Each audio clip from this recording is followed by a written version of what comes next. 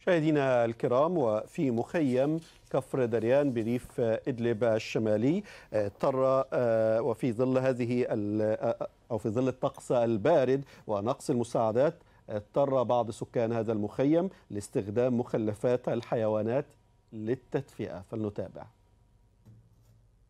لابسه بلوزة جاكيت، مانك برداني؟ والله يا عمو بردان ما عنا. الخيمة ايش الوضع بالليل؟ كيف عم يكون الجو عندكم؟ والله يا عمو عم بيفوت مي علينا. لا تبكي لا تبكي.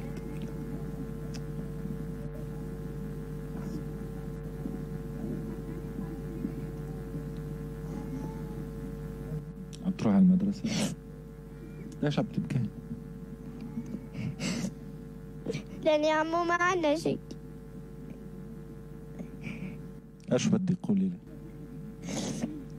بدنا اللباس، بدنا صباط. والله يا عمو البرد بحنا. عمري 7 سنين. ما رحت على المدرسة؟ مالك صف أول؟ ما بدك تروحي؟ بدي اروح بس ما عنا مصاري.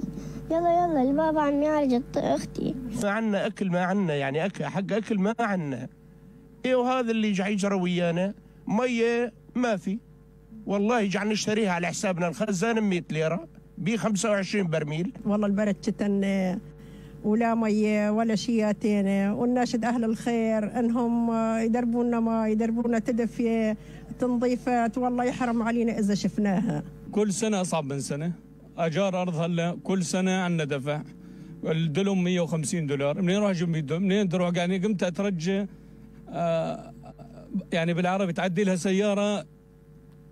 حتى ولدي قمت اتمنى لهم الموت لانه ما عندي عيشهم.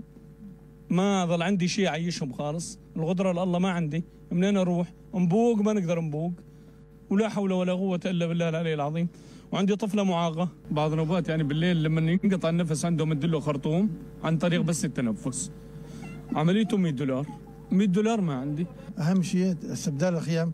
في عنا خيام شفتها انت اكيد صورتوها وشفتها. هاي الخيام هاي خيام محترقه تعبان من 4 سنوات ما تبدل عنا خيام.